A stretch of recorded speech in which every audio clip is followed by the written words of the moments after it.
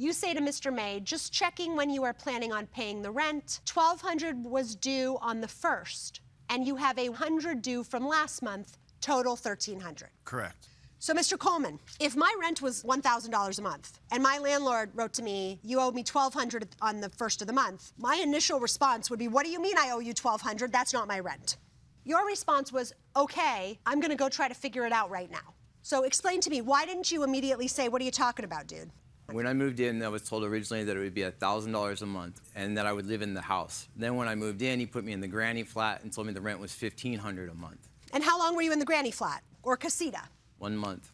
You claim to have paid him $1,500 that first month. Yes, Your Honor. Did he pay you $1,500 that first month? No, Your Honor. Do either of you have any proof of what was paid or received? Unfortunately, Your Honor, I do not. Why not? I just was unable to get it ready. How did you pay the $1,500? Cash. In cash. So you wouldn't have had any proof anyway? Not really, no. So what we do have here, Mr. May, you provided what I wrote as worst proof of rent payment ever. It's this blurry picture of cash. I apologize for that. That's okay, it's okay. I said that to be lighthearted. Yeah. Mr. Coleman, you have no evidence, I assume, either, because you admit you received the rent in cash. He was a good friend, and he was supposed to stay for a short time, so I didn't think I needed to do any of that with him. I didn't think I needed to give him a pet deposit or anything. I mean, I was a great friend. We did videos together. I thought for sure he was a stand-up guy. When did you find out that Mr. May was going to stay for longer than 1 month? Well, when 1 month turned into 2 months, He's like, hey, can I stay? I need to stay longer. Did he come and approach you and say this is going to be longer, or did it just kind of each day? Yeah, he was like, I don't know. So, you know, I could be out at this month, or I might be out at the end of next month. I don't know. How did he end up moving into the main house? I just asked him to move into the main house. Like to help him out, or because it was more convenient for you? Why? Yeah, it was just more convenient. Do you often have tenants in the casita? Sure. Or sometimes, yeah? Yeah. You say that in November, Mr. May started behaving strangely. Oh, yeah. Tell me. Well, he was doing weird things. He was Like? saying weird things. I asked him what was wrong one day. He was really worried. And I'm like, what's wrong with you? What's going on? And he basically just explained to me about how his sister has a judgment against him, and he didn't pay her for living at her place. And that's why he was so nervous. That's what he explained to me. I mean, that's an understandable reason to be at that point, I was distressed. like, wow, you didn't even pay your sister? Oh, sir, like, I knew at that time, like, I wasn't going to get paid.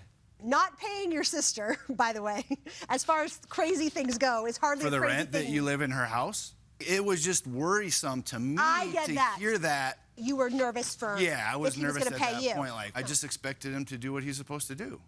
All right, I'm going to go ahead and pass it to Judge Corriero. Thank you, Judge. This arrangement lasted from October to December.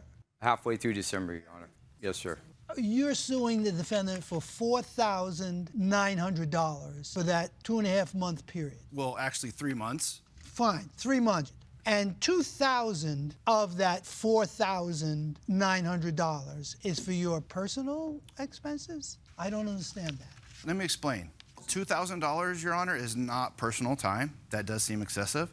There was $1,000 was for the cleaning fee. $1,000 for a cleaning fee. Do you understand what I had to clean up, Your Honor? I understand what $1,000 is of cleaning. It was over 10 hours. You did that. Yeah, and then I hired somebody to help me, too. You personally cleaned that house? Yeah, I personally scraped. And for the hours that you spent, you're charging him how much an hour? I don't know, $100 an hour. And you couldn't hire a cleaning company to do it for less? I don't think so.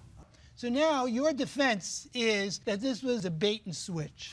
You went into the plaintiff's premises, you thought you were going to stay there for a month, you wound up staying through December. You claim that you paid the plaintiff $2,500 for that period of time. Is that true? No. How much did he pay you? I'd have to do a calculation. So the first month, he owed me $1,200. He only gave me $11, so that he still owes me $100 for the first month. The second month, he paid me $500, so that means he still owes me $700. And the last month, $1,200 he didn't pay. So that comes to what? $2,000. And on top of that $2,000, you want us to give you another $2,900. Yes, Your Honor. Part of it is for you cleaning the premises when you left, and late fees of $900. Yeah, $300 a month. Yeah, $300 a month. Is that excessive? You're asking me? I'm going to tell you, yes. Okay. $300 a month is incredibly excessive. I wasn't aware of that.